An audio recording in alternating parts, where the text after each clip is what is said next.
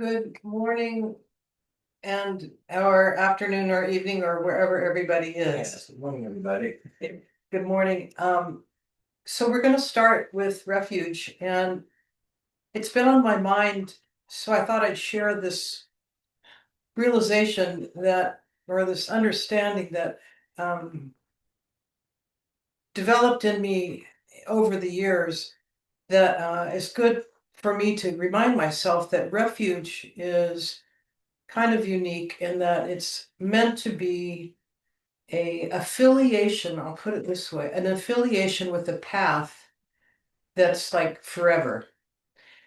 It's a little bit different. It's a lot different than, say, for example, you go to the doctor because you have a broken arm, and there's a treatment, and then you're over, and then you go on with your life, and so you no longer have to rely on the doctor or have refuge in the doctor. So in our worldly life, we tend to think of the helping that we get with specific events and phases of our life as sort of temporary, transitory ways that we get helped. And in this Buddhist path, the reliance is, or sometimes we use the word refuge, but reliance is interchangeable in the sense of the meaning. It's really important and good to continuously cultivate an understanding that you're taking a forever journey, assuming the concepts of Buddhism and how the consciousness exists continuously. It's a forever direction. One of the translations that we see from Alexander Berzin is he uses, instead of I go for refuge or I rely on the Buddha, he'll say I take safe direction. So the one thing to do is to not freak out about what if this isn't true, because ultimately you're taking refuge in reality, and your consciousness's capacity to continue to expand its understanding and awareness of what is reality. So when we talk about relying on the Buddha, the Dharma, and the Sangha, we're not limiting ourselves to particular persons and particular ideas, because as we expand and evolve, our understanding will expand and evolve. And by necessity, it becomes quite vast as we progress. So we can think in a very confident way that if our intention stays fused with the notion that we do not want to delude ourselves, that we will be fine, and that we can confidently take safe direction or or rely on this direction, not limiting ourselves, keeping an open mind, and in general, letting it rest on your heart and your mind with confidence that you're on a forever journey. And that's all I want to say about it. That's a good point, yeah. Okay, Can I add something? Yeah. please do. So Geshe-la and I are, working on the Mahamudra teachings now, and one of the things that you have to do in the early part of the Mahamudra is to take refuge. And so in his explanation of taking refuge, he said there's two main really important points, and that is that you have absolute belief and or faith in the Buddha, Dharma, and Sangha, and that you have an intense desire for renunciation of samsara. And that's what you should be focusing on when you think about taking refuge, uh, uh, and then beginning to enter into your other practices. Thank you. All righty. We'll do this in English. I take refuge until I am enlightened in the Buddhas, the Dharma, and the Sangha through the positive potential I create by listening to teachings and the other paramitas. May I attain Buddhahood for the sake of all sentient beings. I take refuge until I am enlightened in the Buddhas, the Dharma, and the Sangha. Through the positive potential I create by listening to teachings and the other paramitas, may I attain Buddhahood for the sake of all sentient beings. I take refuge until I am enlightened in the Buddhas, the Dharma, and the Sangha. Through the positive potential I create by listening to teachings and the other paramitas, may I attain Buddhahood for the sake of all sentient beings. I think that's all we'll do. Okay. Okay. Yeah, that's good. That's a really good point. Those are both good points. Because this is it's a journey that just keeps expanding. And, our awareness keeps expanding. And so what Geshe Nima said about having a trust in the path is similar to what Geshe Drachma told me, is that as we progress along this Buddhist path, we listen to the teachings, we try them out, and we see if they work for us, if they're making a positive change or impact in our life. And because of that, we begin to trust the teachings. I never use the word belief. Belief almost implies almost like a blind, faith, but that's just me. That's just me. So I like the word trust and having confidence based on your experience as you go along, and that really is applying to what we're going to talk about today. And I'll preface this by saying that these particular teachings on the ground of non-duality, which have to do with Mahamudra and Dzogchen,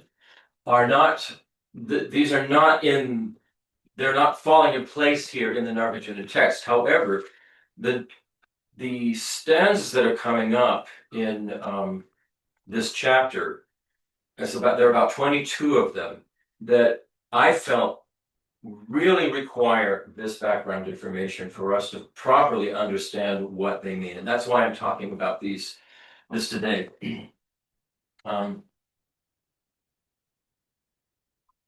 Yeah. So it's a preparation for understanding the next set of Nagarjuna's verses. That's verses 148 through 170 in chapter 6. So this is about the path of non-duality. And non-duality, can sound, I'm sure when all of us first heard of it, I certainly did, it sounds a little abstract. Like, what does that mean? It could even sound intimidating. Non-duality, does that mean I don't exist or something? What is that talking about? But what we're really talking about here is something that's very immediate, and that's discovering the open, luminous awareness that has always been present and is always there and is right here, right now. This is what both Mahamudra and Dzogchen are talking about. Within the Mahayana tradition of Tibetan Buddhism, Mahamudra and Dzogchen are considered advanced meditation practices that focus on the non-dual nature of everything, really, of the mind, the non-dual nature of the mind, and the attainment of enlightenment. Both Mahamudra and Dzogchen start with a really down-to-earth observation, which is we suffer because we're constantly misreading reality. This goes back to, what talking about the origins of how this samsaric mindset began in the first place, or if there was a first place. They say it's beginningless, right?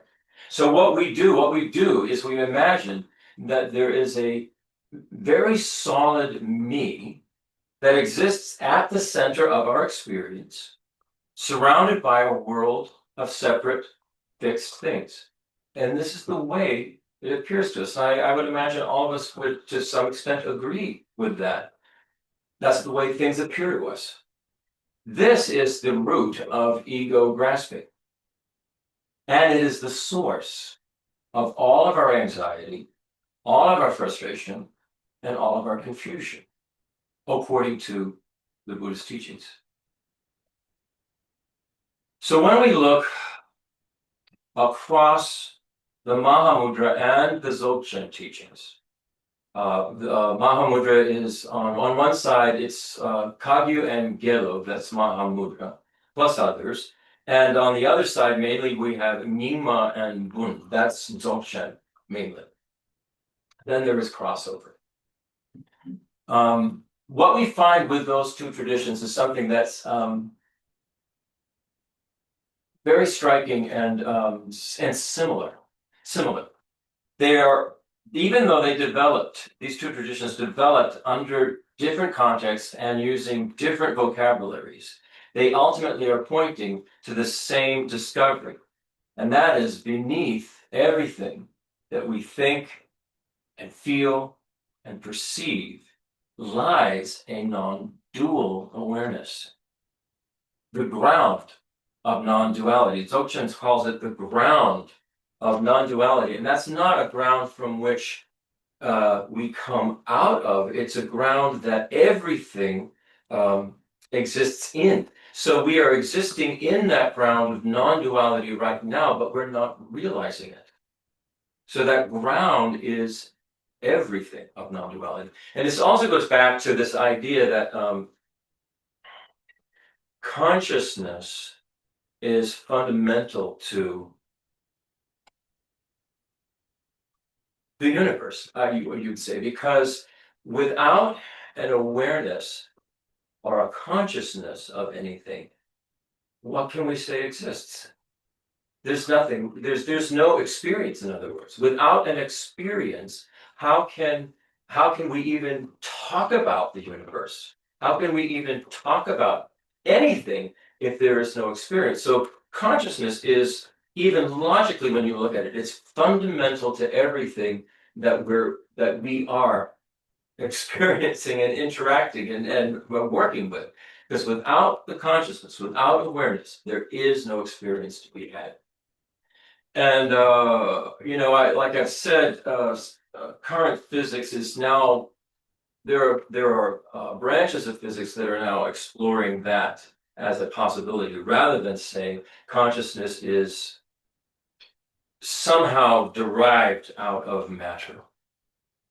Buddhism would say, no, that's not the case. It's actually the other way around, according to Buddhism. So this fundamental ground, this ground of non-duality, is not something that's exotic or hidden from us. It's simply what's been there all along. But we overlook it because we're so caught up in the movie of our lives that we fail to see the screen that that movie is projected on. We fail to see the ground behind all the comings and goings and situations in our lives. We get caught up in the movie and don't see the screen. This is I remember this is a analogy or a metaphor that Geshe Drapa used when he was first teaching us about the movie. He also would use a computer screen. He would use a TV screen. He would say it's like there's a image there. We get caught up in the image and don't recognize how that image is being produced. So now I'm going to talk about the two foundational texts that I used for my reference in this. One of the foundational texts for Mahamudra meditation is considered to be something called the Ganges Mahamudra, which was composed by the great Indian Mahasiddha Tilopa in the 10th century. This text outlines essential teachings and practices that form the basis of Mahamudra tradition in Tibetan Buddhism. So I'm using this Ganges Mahamudra that was written by Tilopa in the 10th century for the Mahamudra sections. For the Dzogchen meditation, the foundational text that is used and plays a crucial role in Dzogchen is called the Invocation of Samantabhadra. And that was discovered by a great, they call it a Turton. This Turton, his name was Rigzin Godemchen in the 14th century in Tibet. And now what a Turton is somebody who discovers hidden texts. And according to the history and tradition in Tibet, in the 8th century, there was the great, he was a great Vajra master. His name was Padmasambhava. They call him Guru Rinpoche. And he was from India, and he traveled to Tibet. And he really brought the Tantra Vajrayana teachings into Tibet. And he and his consort took these teachings and they hid them in various places throughout Tibet, recognizing that there would be some dark period in Tibet's future, and that the texts would then be discovered and found later by others, and so that this information would be carried forward for the Tibetans and ultimately for all of us. So this Turton, Rigzin Godemchen, he uncovered one of these hidden texts, and he uncovered it in the 14th century. So we're talking about something that was buried in the 8th century and then discovered and uncovered by one of these Turtons in the 14th century. And that has become a foundational text for Dzogchen meditation, and it guides practitioners towards the realization of their primordial state and the true nature of the mind. So that is the other text that I used for this particular session. The Ganges Mahamudra, the Tilopa one that came from Padmasambhava, that points us back to the mind's natural state, which is open, spacious, and already free. Mind's natural state. We have that right now. We're just not recognizing it. Tilopa teaches that when we simply pause and look at our own mind, our thoughts start to loosen and drift away on their own, sort of like clouds just passing through the sky. And we will, there are two meditations that I prepared. One, a Mahamudra meditation, and another Dzogchen meditation, which I'm going to make sure we have time to get to. They won't be that long, maybe 5 minutes each, that we can get to before we close this session. So we can have a little taste of what these two traditions are talking about. So our awareness is naturally clear and awake. We don't have to manufacture it. We don't have to earn it somehow. It's already there. We already have it. So that's why the practice, the Mahamudra practice, is sometimes called non-meditation. Non-meditation. So what we do is we relax without forcing anything and letting go of the pressure to fix or improve or push away our experience. We actually go right to our experience. Tilopa reminds us, this is the Mahamudra God, Tilopa reminds us that stress, craving, and constant overthinking just muddy up the waters for us. When we give ourselves permission, we give our mind permission to settle down, then the mind's natural clarity and balance come forward. They say that it can feel pretty bumpy at first as you're practicing this meditation, but it gets smoother over time. And the heart of it never changes. It's simply recognizing awareness as it already is. So it's really, in some ways, it's an easy thing to do, but it's difficult because we're not used to doing that. We clutter up our mind with all these conceptual thoughts. And so this is what we're talking about, just sort of we can look at those thoughts, let them go like the drifting clouds, and then experience this actual awareness that's going on all the time. So in the end, freedom doesn't come from elaborate practices and rituals. It comes from seeing directly. Tilopa's final encouragement is simple and powerful. Keep this teaching alive inside of you. Your mind is already open, bright, and free. You're learning to notice what's been there all along. So that's just a brief summary of Mahamudra. Now we go to the Dzogchen and the invocation of Samantabhadra, which was the text that was coming from Padmasambhava and uncovered by the Tibetan Rigzen Godemchen. So this Dzogchen teaching is spoken by, it's coming from the voice or the voice of the primordial Buddha. In this case, they're naming the primordial Buddha Samantabhadra. There are different traditions that give a different name to primordial Buddha, but all the primordial Buddhas are the same. So in the Garland tradition, the primordial Buddha is called Vajradhara. In other traditions, the primordial Buddha is called Kalachakra. In this tradition, the primordial Buddha is called Samantabhadra. And I'll just leave it there. So the primordial Buddha, Samantabhadra in this case, represents our own deepest, most open nature. That's what the primordial Buddha represents. Our own nature, our own deep nature. It explains that everything, confusion and clarity, struggle and awakening, come from the same ground of awareness. This same non-dual ground of awareness. When we recognize that ground, we experience freedom. When we miss it, we get lost in the dream of samsara.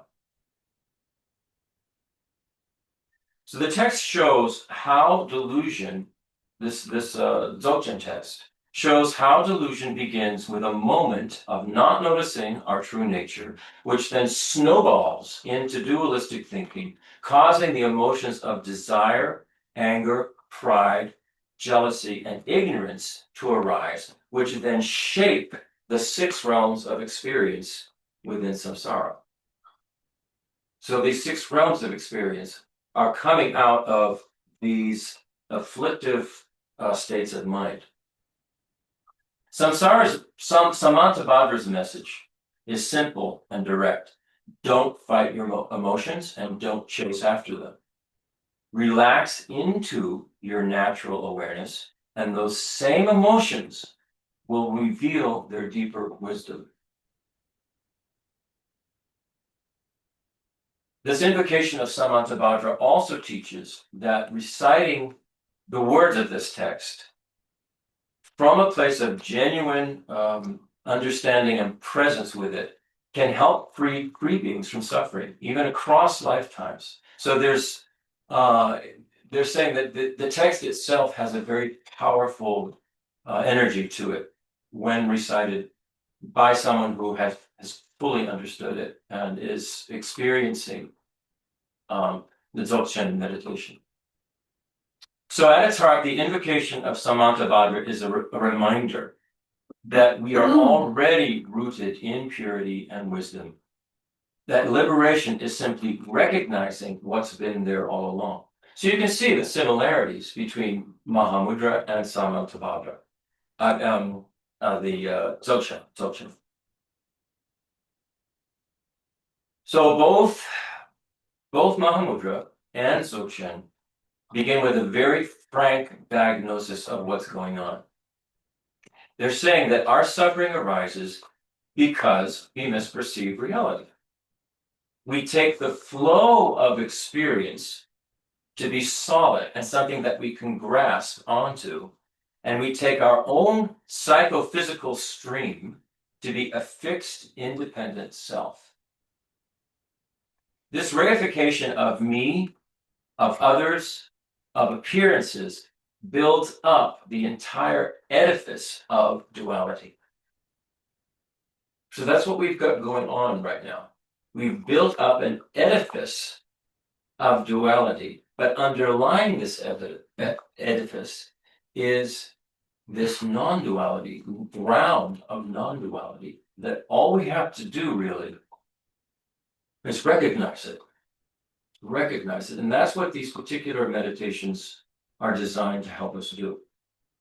Mahamudra likes to ask Simple questions like, where is the mind? What color is the mind? Does a thought actually belong to anybody?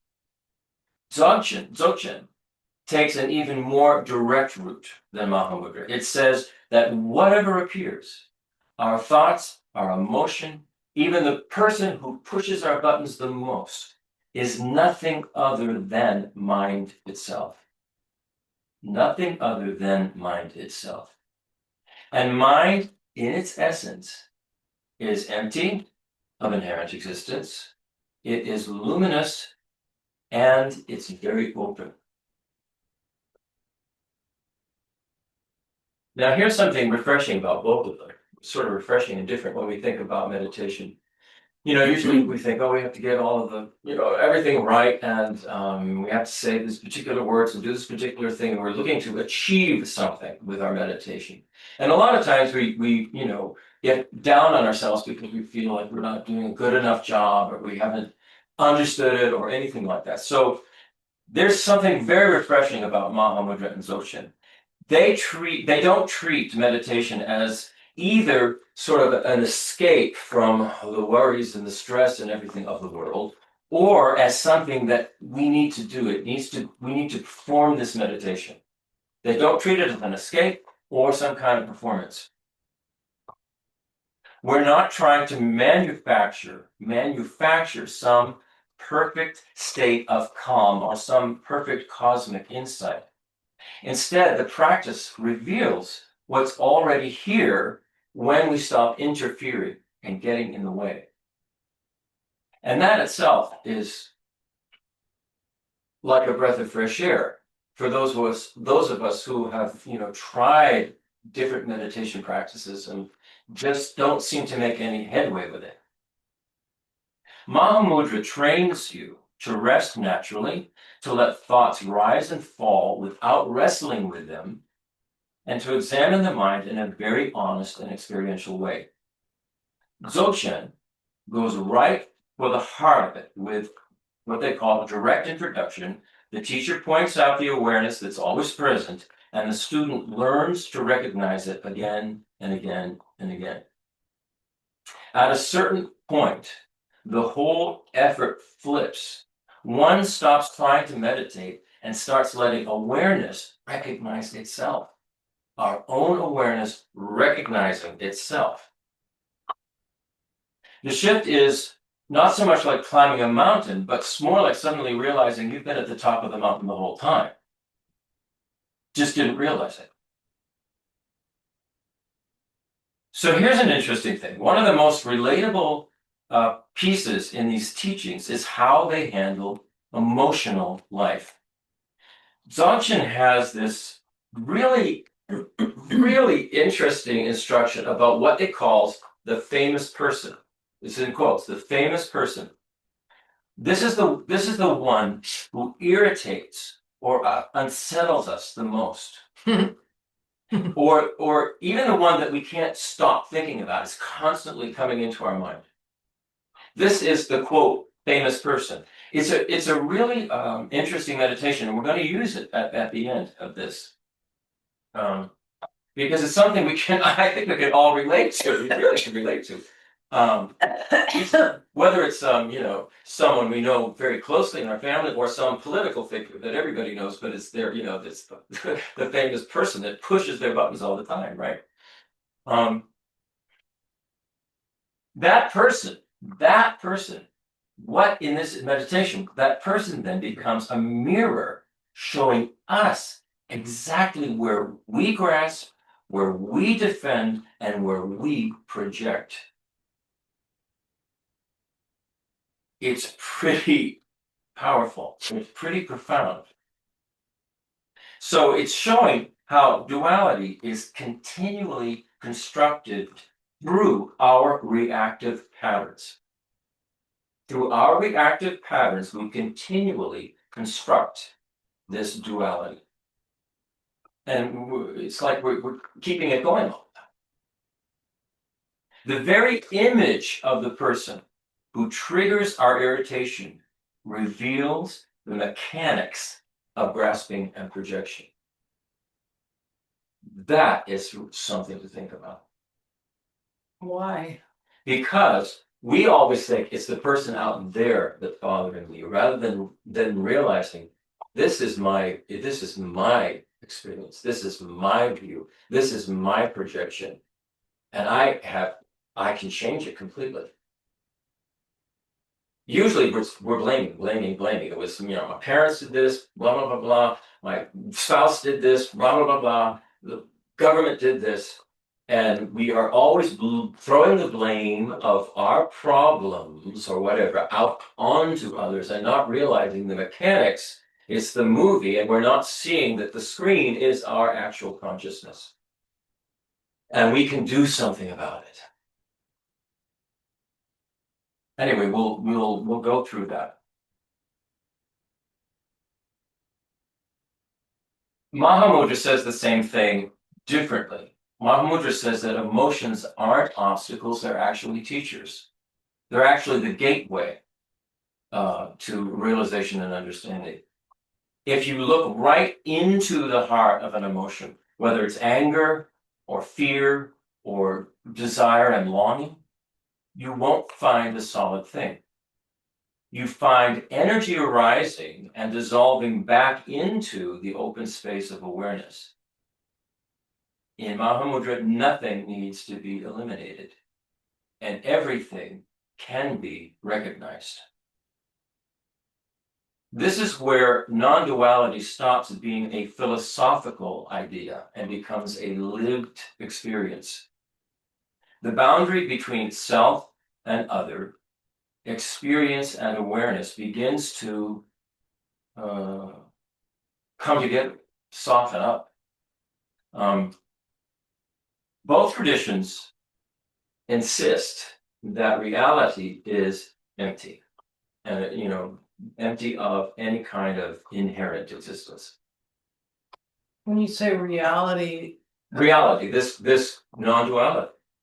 okay, non-duality itself Non-duality is empty of anything. Yeah. It's not. That doesn't mean that it's nihilistically nothing, but it's free of anything fixed or independent. Free of anything fixed or independent. At the same time, this emptiness is inseparable from what is called luminosity. So when we think of the way the clear light mind is described, which is what this is, the clear light mind is the ground. The clear light mind is the ground of non-duality. So when the clear light mind is described, they will say it is luminous and clear. Luminous and clear.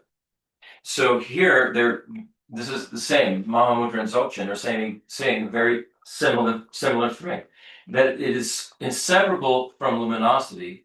It's a vivid clarity in which thoughts, sensations, and perceptions all arise. These two, emptiness and luminosity, aren't separate. They're like two sides of a coin that you can't pull apart. They always go together. Mahamudra uncovers this through a process of inquiry. When you look for the mind, you don't find anything solid, and yet experience still continues. Dzogchen expresses this in the language of the primordial purity of the mind and its spontaneous presence. It's the same kind of insight, but they're just using different words to say the same thing. The 8th century Dzogchen master, Dawa Gyaltsen, lays this out in a 5-line teaching, which we will use in the meditation at the end. And here are the 5 lines of the teaching. The first is vision is mind. Second is mind is empty. The third is emptiness is clear light. The fourth is clear light is union. Non-dual. Clear light is union. And the fifth is union is great bliss. So when we achieve this state of non-duality, we're achieving a state of great bliss. It's what we're all looking for, right? It's what we're all looking for. And so those five lines are basically a map of how non-duality reveals itself, starting from what we see and know and arriving at the recognition of mind's luminous emptiness. Now they talk about an interesting thing, and this is something that we can all, most of us can all relate to. They're talking about the real, very deep purpose of what are called the preliminary practices. In Tibetan preliminary practices, the name is Mundro. And what happens, and I think to some degree I did this myself at the very beginning. Preliminary practices are often dismissed as exercises for beginners. You want to get, no, I want to get to the good stuff. Give me the good meditation. All right, we take refuge, we visualize this, and we do that, we say all these prayers. But when can we actually get to, the good stuff? So this is really good to hear. What these preliminary practices are actually powerful tools for reshaping our mind. Lama Pasang always talked about this, that these practices, we're reshaping our mind. We're shaping our mind in a particular way for a particular reason. So they're much more than, quote, just preliminaries.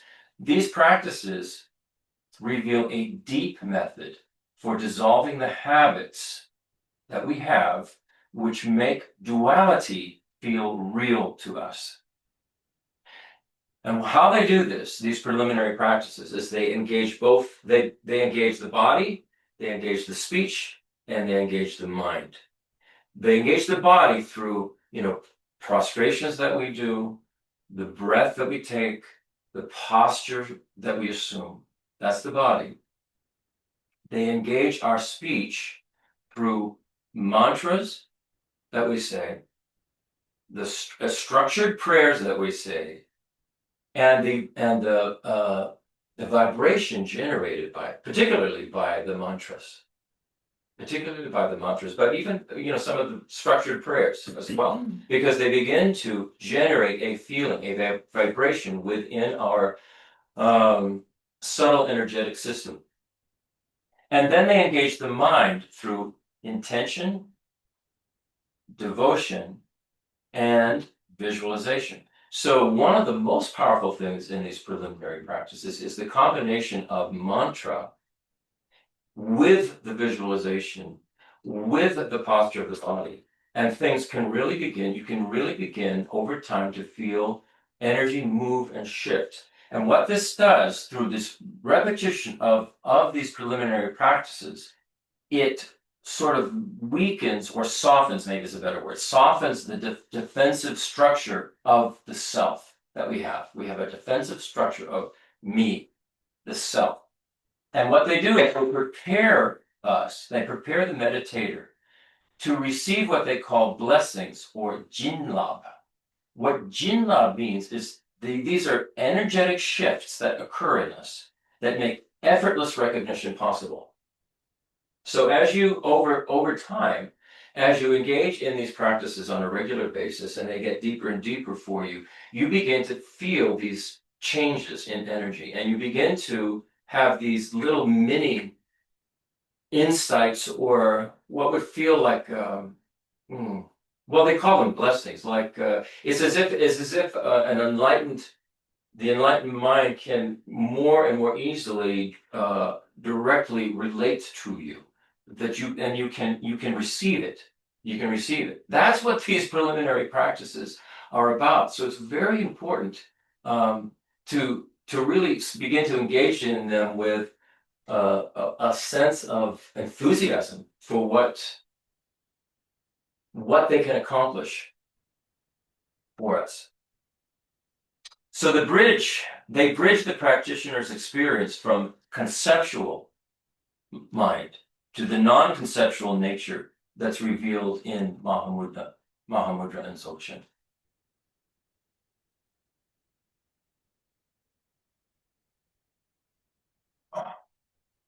So now we're going to talk about devotion and the lineage and the role of this blessing. Both Mahamudra and Dzogchen place real importance on devotion, not as blind belief, but as a psychological and energetic opening. And that only will happen, as Kavita was saying, is when we begin to trust this path. We take a safe direction in the teachings. We see that this is a safe direction for us to take, and to take it all the way. So devotion shifts from having a small, effortful sense of me trying to wake up into a much more spacious field where recognition becomes possible. There are stories about revelatory transmissions, Samantabhadra's primordial teaching, or mind-to-mind awakenings. Those stories are meant to expand our sense of possibility. What is possible for us? They remind us that awakening isn't something we invent. The ground of non-dual reality is already awake. Guru yoga, in this sense, Guru yoga, that's something that you get into. It's a practice when you get into some of the higher the Tantra teachings. Guru yoga is about tuning our mind to its own deepest frequency and awakening. So we're tuning the mind to the enlightened mind. And what we find is in these higher practices is that we are seeing ourselves as the enlightened being. So it's a combination of tuning it to the teacher, and then seeing yourself being able to have the capacity to realize this, to be this kind of being, to realize non-duality, and to be of the utmost benefit that you could possibly be. That's really the reason for doing all of this. When we recognize that non-duality has it's an interconnectedness far more than than a material one that we can readily see. We can understand that there is interdependence. We can see that there's an interconnectedness, although it doesn't feel like it is. When we actually get to these higher levels, we begin to feel it, to experience it. Eventually, the practice comes down to a single quiet realization, which is you can't find the observer. You can't find the observer, the one who's observing. You can't pin down the thing that's being observed. And awareness knows itself without the need of any kind of observer. So this is the collapse of the split we've been maintaining our whole lives. Subject, object, self, other. This split. This is the collapse of the split. Our experience continues, sounds, sensations, conversations, emotions, but the feeling of being a separate, solid subject starts to dissolve. Mahamudra calls this recognizing the mind's empty, luminous nature. Dzogchen calls it rigpa, which means a self-knowing awareness.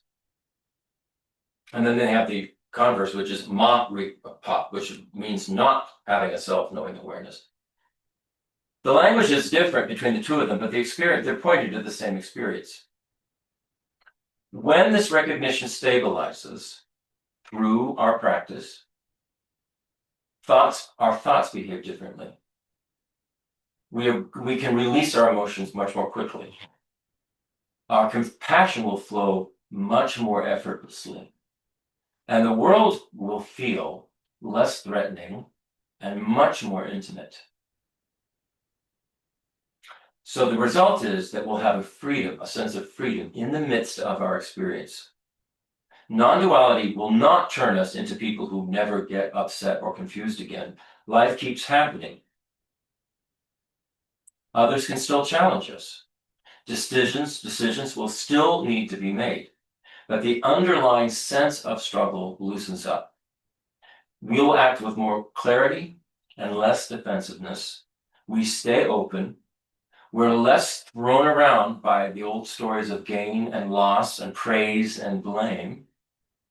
And we start to taste the freedom that comes from seeing the world not as some kind of battlefield, but as a dynamic, interconnected play of awareness, of consciousness. And so this is where wisdom and compassion naturally come together. Not as ideals that we are striving for, but as qualities that arise within us from seeing reality clearly. It's logical. When we see reality clearly, compassion will logically arise because the wisdom is there, we've seen it. So in a nutshell, Mahamudra and Dzogchen, although they use different languages, they use different metaphors, and they have different training methods, they ultimately lead to the same realization. The nature of mind is empty, luminous, and inseparable from all that appears. Inseparable from all that appears. Duality is a misperception born from our habit. And they say it is a primordial habit that we have. And its unraveling doesn't require constructing some new kind of identity, but recognizing what has always been and always is present. So through devotion, through inquiry, through grounded practice, and a willingness to honestly look at our own minds, we stop trying to fix or improve the mind and begin to recognize its nature. We awaken to a freedom that's not apart from experience, but shines within experience. So now, before we go to these meditations, any discussions about any of that? Let me go to the restroom real quick. Okay. Is that a discussion? Anybody have any questions about what I've been talking about here?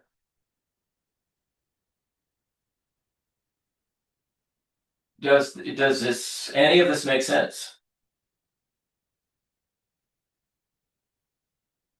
Okay. Yeah, I'm going to wait for Kavita to get back before we go into these meditations. The first one will be a guided Mahamudra meditation, and this is based completely on Tilopa's what was it called? The Ganges Mahamudra, which was composed by the Indian Mahasiddha Tilopa. So this is based on that, completely on that text, the meditation. And then the second one, the Dzogchen meditation, is based largely on the invocation of Samantabhadra, that text that was discovered by the Turks in the 10th century, that had been buried by Padmasambhava or discovered in the 14th century and had been buried by Padmasambhava in the 8th century in Tibet. I thought that the Mahamudra was not written down. There's a song. It's like the song of Tilopa, and it's called the Ganges. It was given. It is. You can look it up. I'm not saying, yeah, I'm just saying it. My recollection was that it was not written until much later than Tilopa, because it was passed down verbally through this either long or short lineage. Well, yeah, that could very well have been. I mean, that's the way the Buddhist teachings were passed down. Yeah. But it didn't get until this I can't remember the guy's name, Gyaltsen. I don't know. He was the first guy that wrote it down. Oh, you know what? That may have been Kawa Gyaltsen. Yeah, that's it. He became a Buddha in one lifetime. Yeah.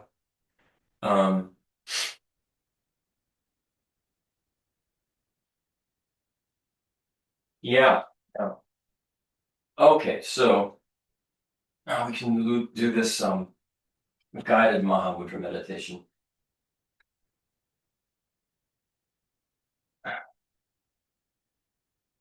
So let your body relax. Your hands resting naturally. Gently turn the gaze of your eyes downward. In these meditations, don't close your eyes. It's as Geshe Nima has suggested to us. You keep your eyes open, but you can just have them gazing downward. So this meditation, as I said, is inspired by Tilopa's Ganges Mahamudra, a teaching pointing back to the mind in its natural state. Open, ungraspable, and already free. Begin just by letting your body settle. Tilopa says, abandon all physical activity and rest at ease. So let the muscles of your face soften. Let your shoulders drop. Feel the weight of your body supported completely.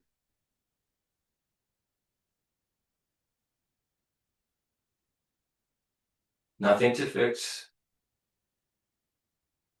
nothing to achieve. Just resting exactly as you are.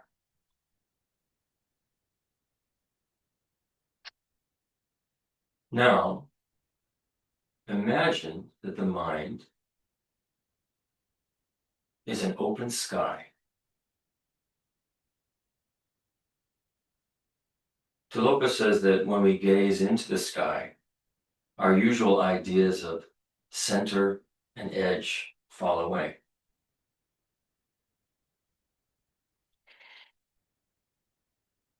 In the same way, let your awareness open outward.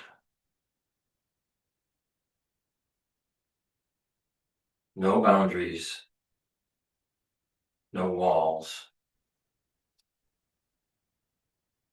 no tightness.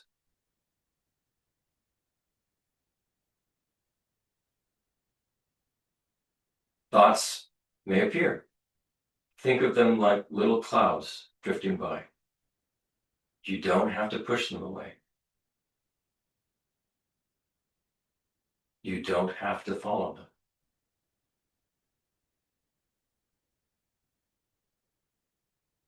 Just notice them. Notice how when they're left alone, they naturally dissolve into the space they came from.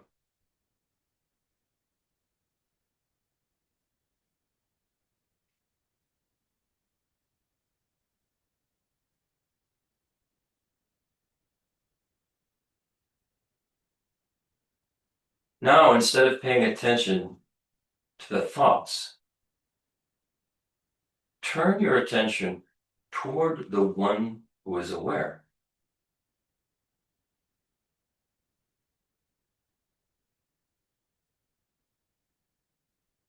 What is the mind like in the very moment it's aware? Tilopa says, when mind looks at mind, thoughts subside,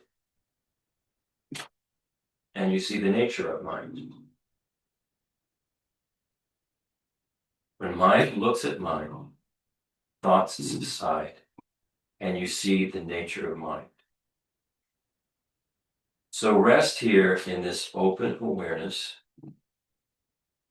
awareness of itself, the mind's awareness of itself.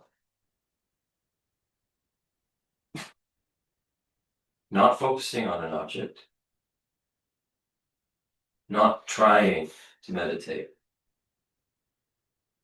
Just rest in the simple fact of being aware.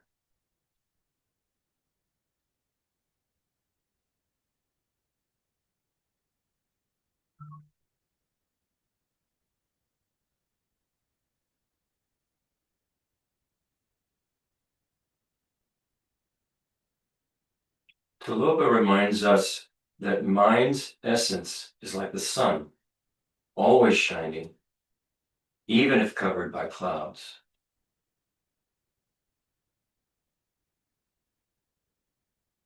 See if you can sense that. A kind of quiet brightness, a natural clarity that is not produced by effort.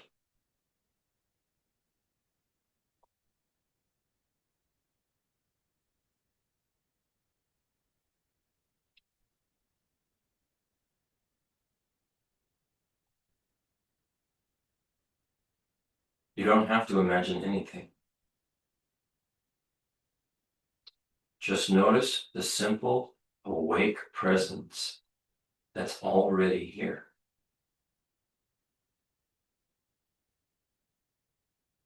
Before any thought or emotion appears, it's already here.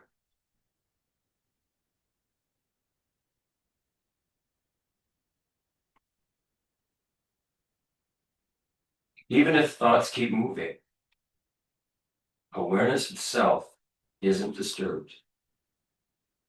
Like the sky is never disturbed by a passing cloud.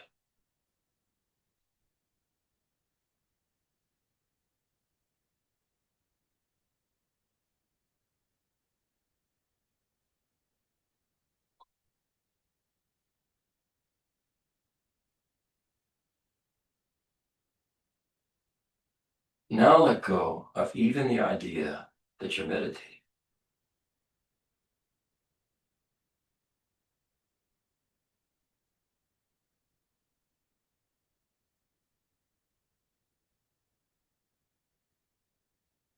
Tilopa calls this non-meditation. Resting without trying to hold on to anything or to get rid of anything.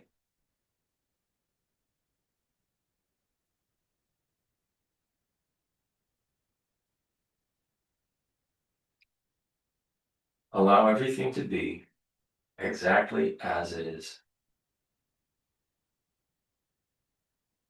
If sounds appear, let them appear.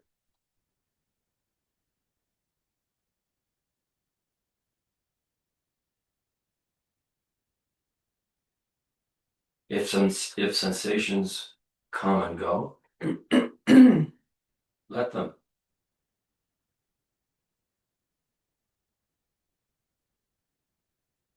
If thoughts arise and fall, leave them untouched.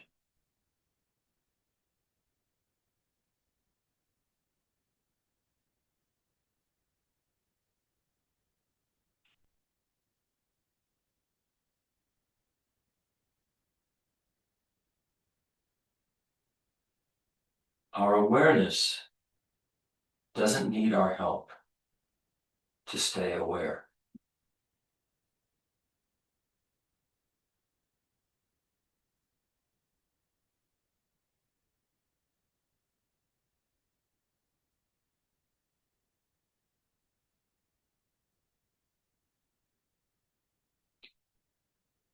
Tilopa says, allow the water muddied by discursive thoughts to settle naturally. So imagine the mind settling on its own.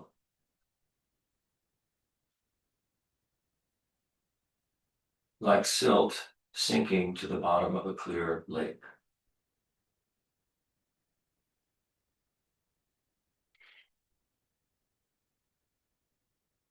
And as things settle, notice the clarity that appears on its own. Not because you forced it, but because you relaxed and let it be.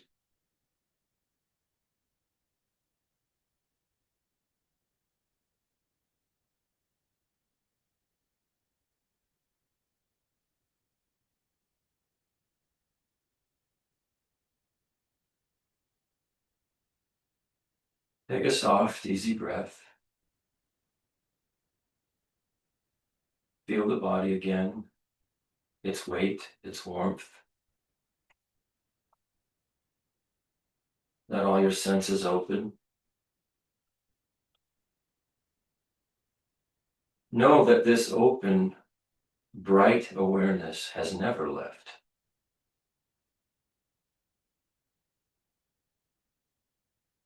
It's still here. Just as the sky remains, even when the weather changes.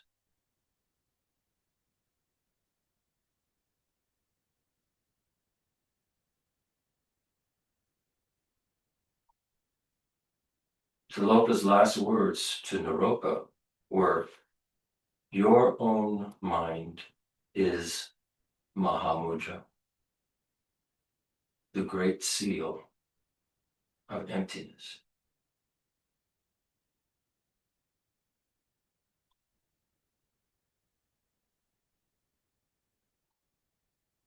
Just take a moment to feel those words. Your own mind is Mahamudra.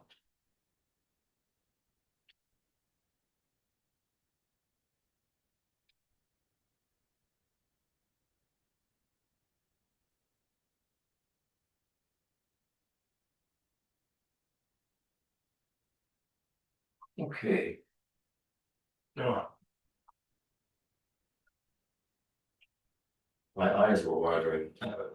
I was having the sensation that I was just letting go. Uh, so, um,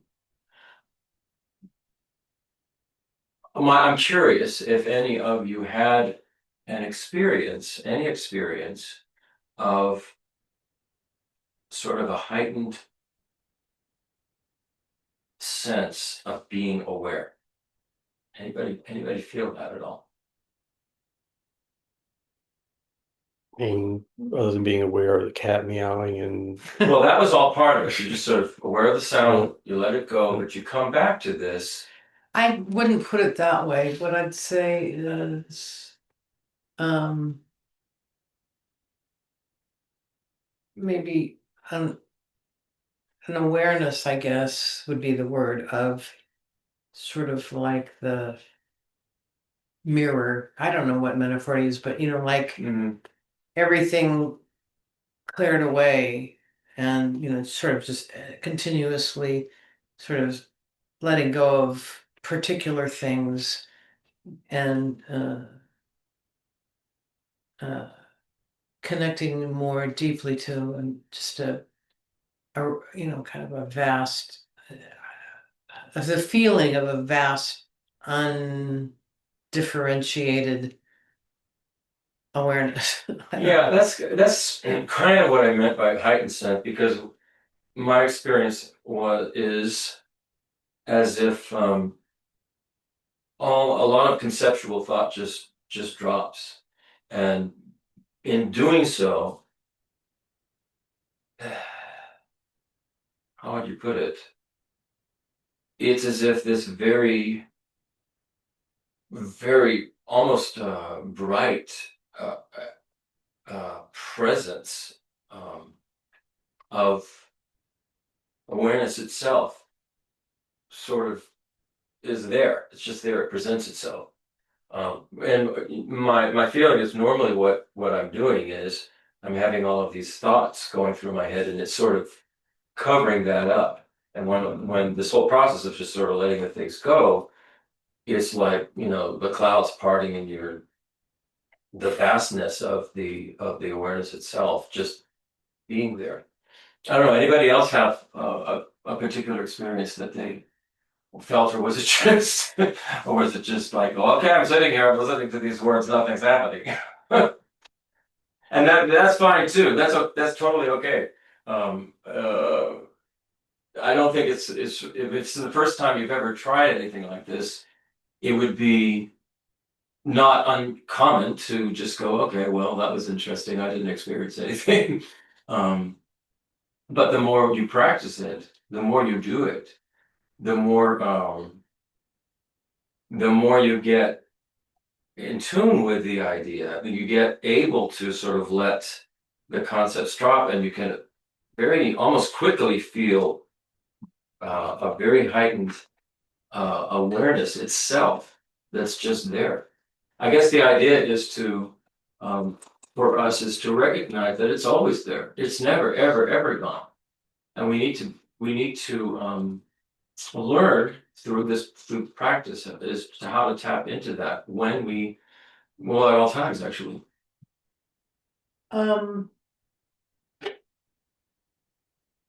It's as if we're beginning this. This is beginning to illustrate how or show us how our conceptual habits create, generate the appearing world quote that we experience.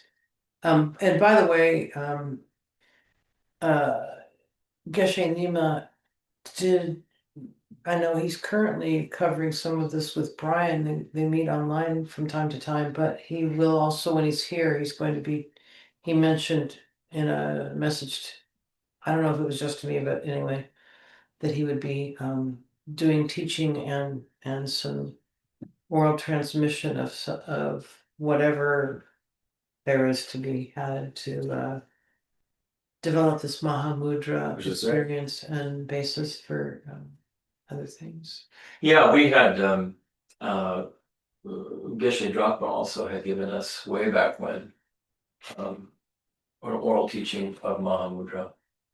I mean, one of the essential things that we've been talking about in these sessions a lot, that Mahamudra, I mean, ultimately, when we talk about the mode of existence of things, again, this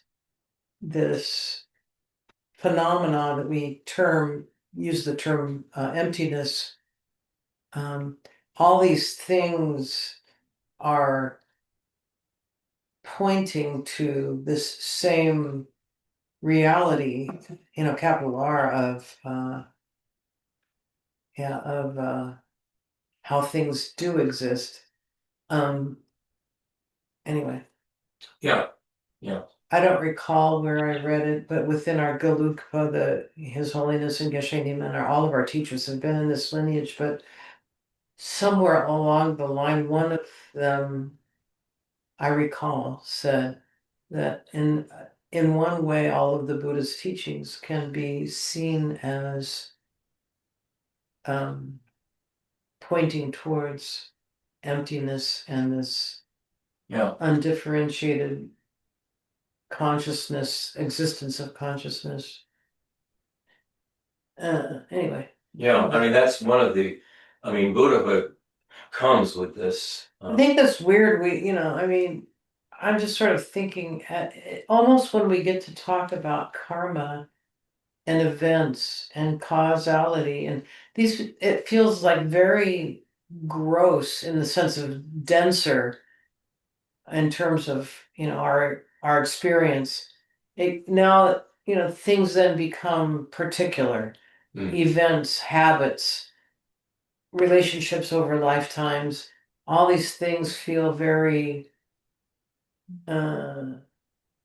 dense as compared to this other thing that we're discussing all the time about non-dual awareness or emptiness, the Mahamudra, these underlying, but I mean, anyway. Yeah, well, I think the dualistic view, which they say we've been habituated to for a long time, is it creates complexity. It creates all kinds of pushing and pulling and the grasping and the pushing away from some other thing. We were talking about about the preliminary practices, and if anybody feels like they don't have access to some preliminary practices, they are on the website in the Yeah. resource, the downloadable.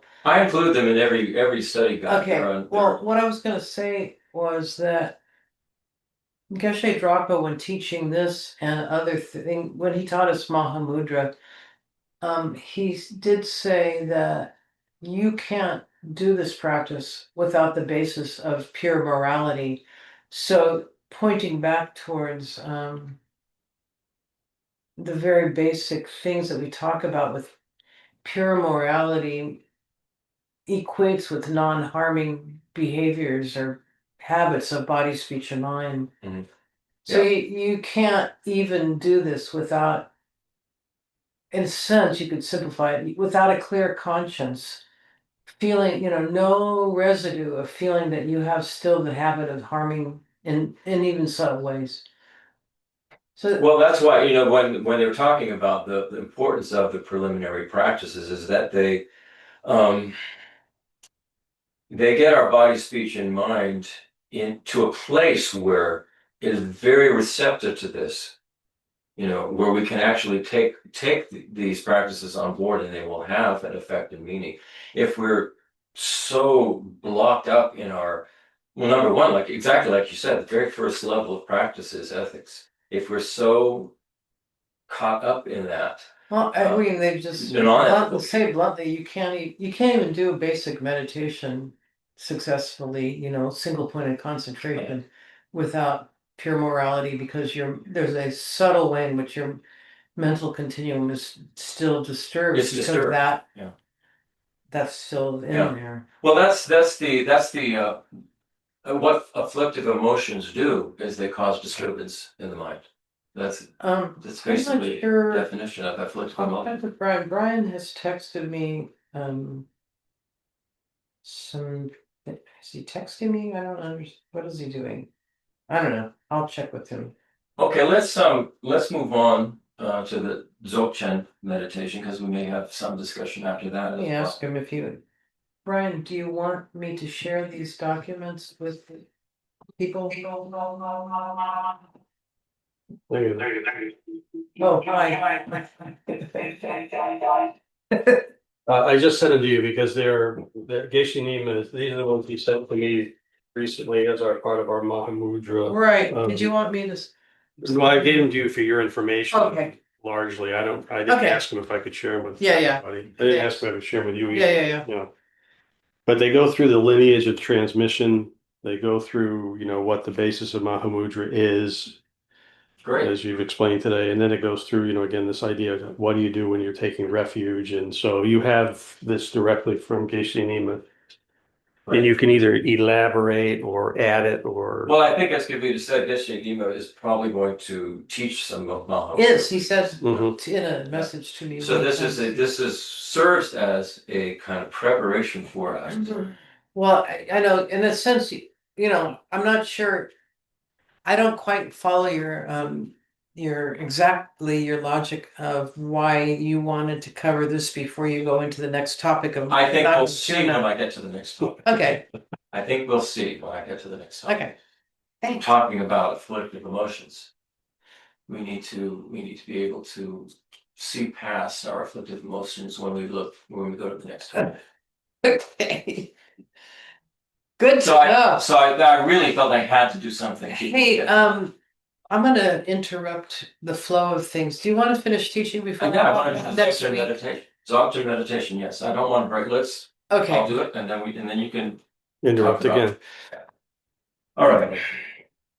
Now this is a guided Dzogchen meditation, and this is using the fivefold teaching. This is Dawa Gyaltsen and Dzogchen, and it's using the quote, the famous person, the one who triggers us.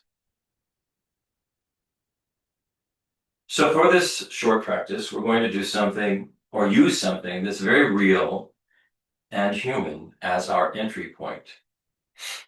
Someone in your life who very reliably bothers you. Very reliably. In the old teachings, this person is called the famous person.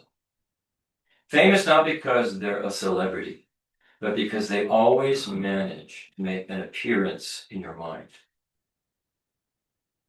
So first, just sit gently with your famous person in your mind.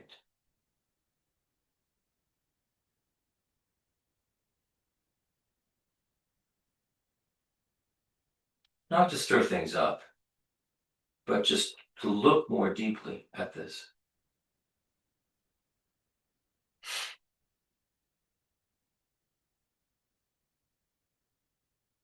See their face, their energy, the feeling they invoke in you.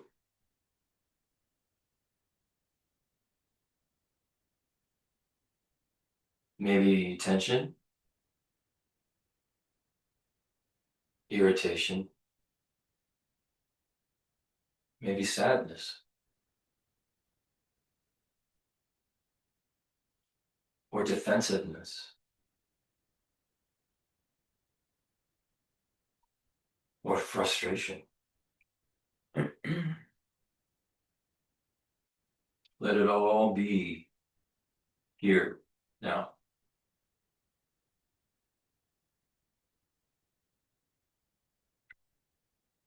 And now, ask yourself, what exactly am I experiencing?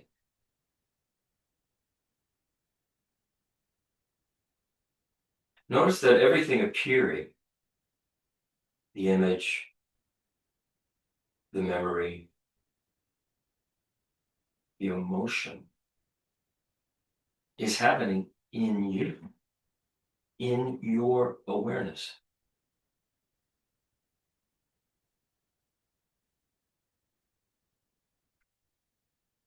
This person probably isn't here in the room,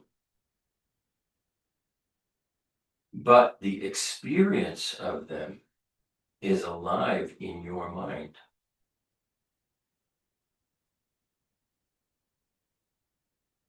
Feel that directly.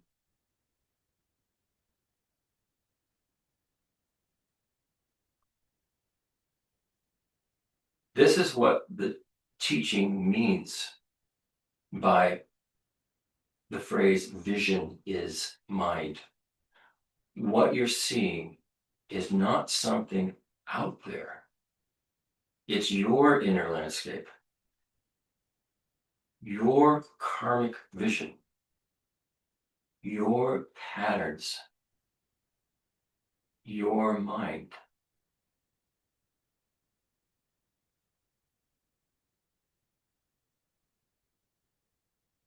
Let that just sink in for a few breaths.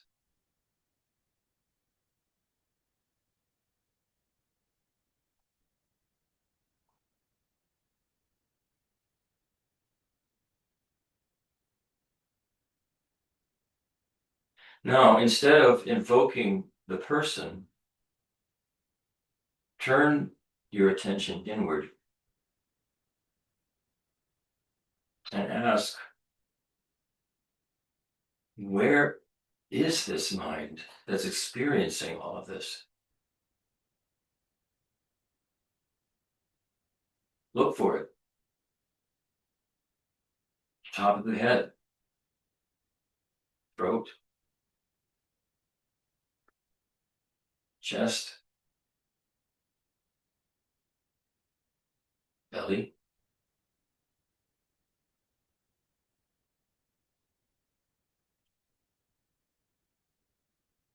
Is there a solid thing you can point to and say, yes, that is my mind. That is my consciousness. Is it a shape? A color? A location? Look carefully.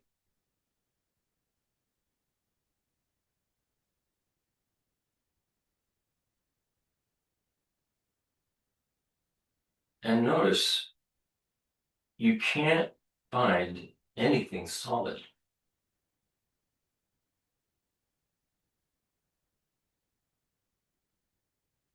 The mind is open, spacious, ungraspable. This is what the second point of the teaching, mind is empty. That's what it means here. Not nothingness, but the mind is clear and open.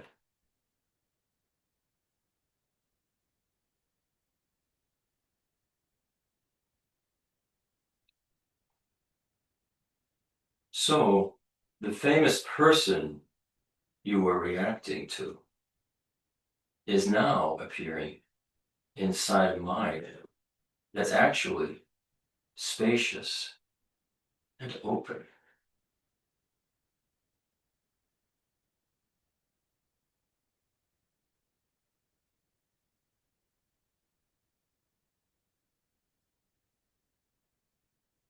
Just feel that.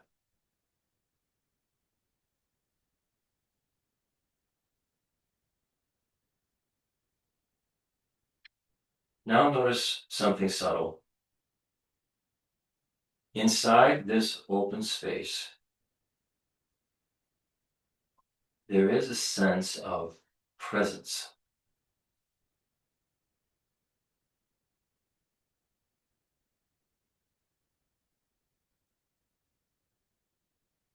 Like a gentle brightness,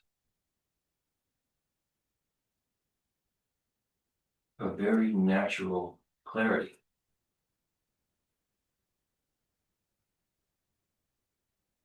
This is what the teachings call clear light, the luminous quality of awareness itself.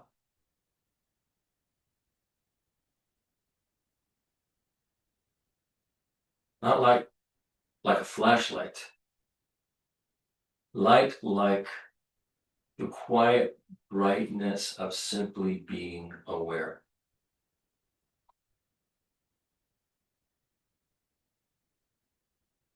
Very present, very awake. Stay with that.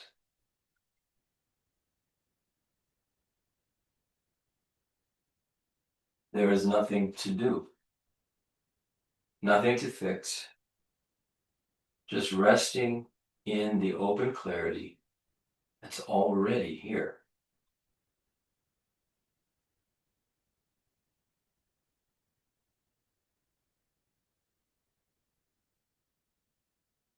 And now notice that famous person of yours has less weight now.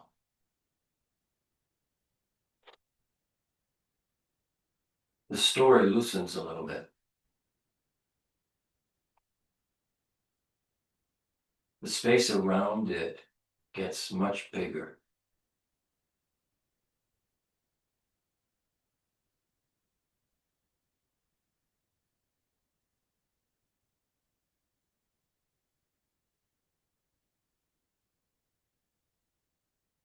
Now feel how this openness and this clarity are not two separate things.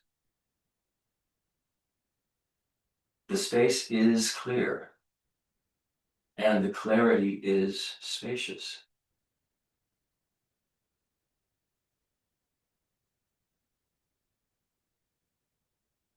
This is the teaching, the 5-point teaching called union. Awareness and emptiness functioning together as one reality.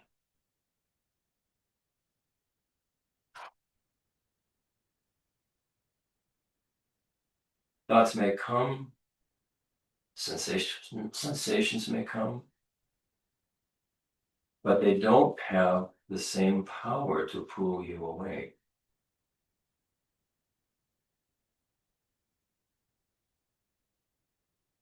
Everything arises within this open, bright space and dissolves back into it naturally.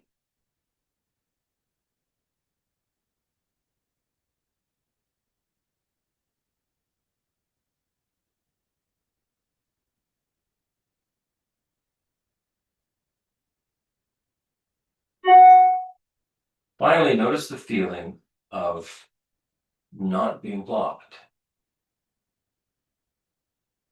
not being squeezed, not being pushed around by the famous person or the story.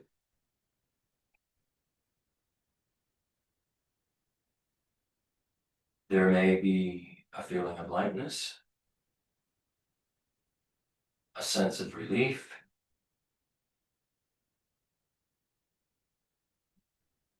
maybe even a very subtle joy.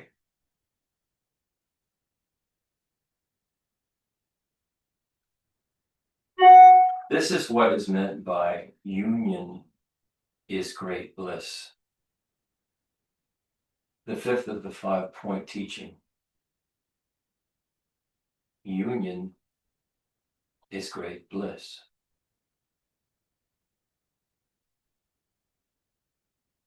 Not fireworks, just the natural bliss that appears when the seemingly solid obstacle between you and your own mind dissolves.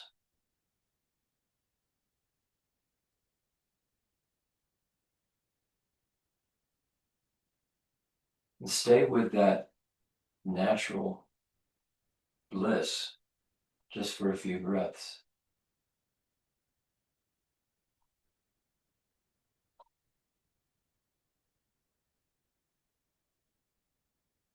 So we traveled the whole Dzogchen path in 5 steps. Vision is mind. Mind is empty. Emptiness is clear light. Clear light is union. And union is great bliss. We began with the person who bothers you and ended in a space of natural clarity and bliss.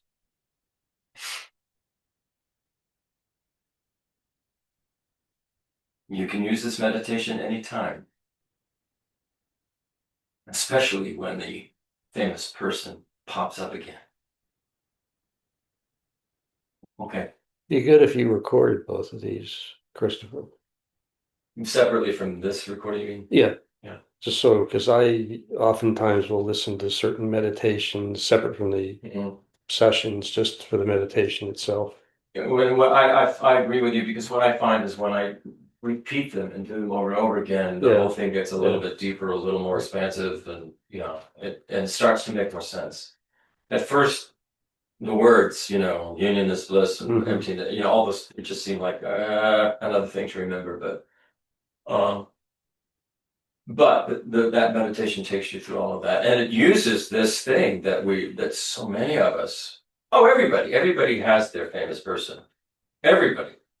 It could be somebody way back from your childhood that is still functioning and affecting the way you act and behave and everything.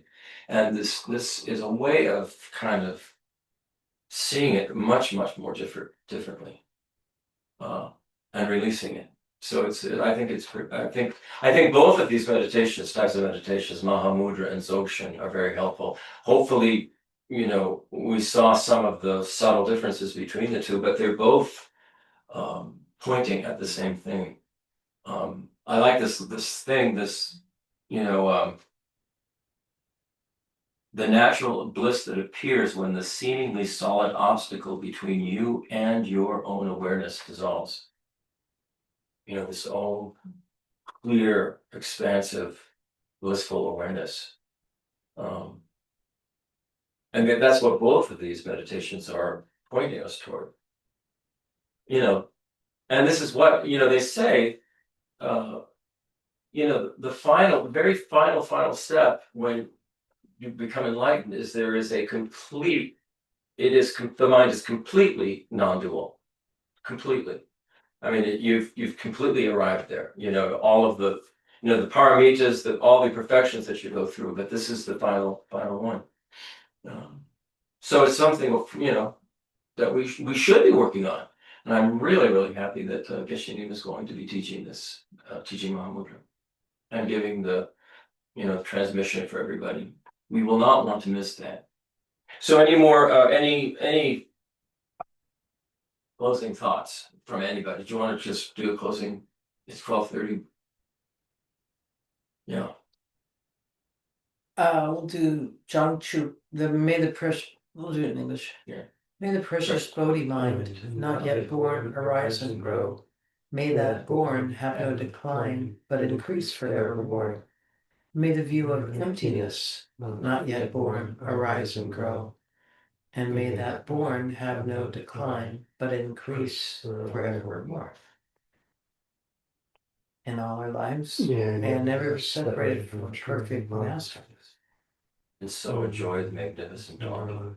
Completely all floating things through the stages and paths. May I quickly attain the state of Vajradhara, or Samantabhadra, or Kalachakra, whoever your primordial Buddha is. The primordial Buddha actually is representing our own capacity. Next week happens to be the Lama Tsongkhapa. day that in Tibet, in our lineage, that the Lama Tsongkhapa's parinirvana, so they celebrate his birth and his passing into parinirvana. I don't know. Anyway, our session next week will be a little different, and Yeah, we'll if you happen to be in town and want to stay, come in down to be here physically and stay for lunch. We'll make tupa. Okay.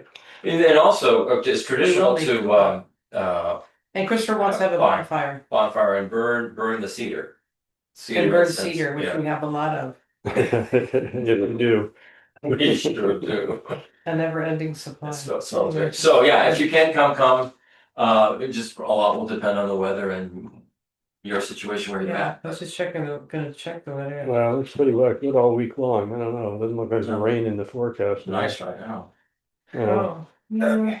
Oh, we could go either way Sunday. We'll see. Yeah. Okay. So It's we will happening nonetheless. call this a wrap. Thank you, everybody, Thank you. and hope to see you all again next. Yay.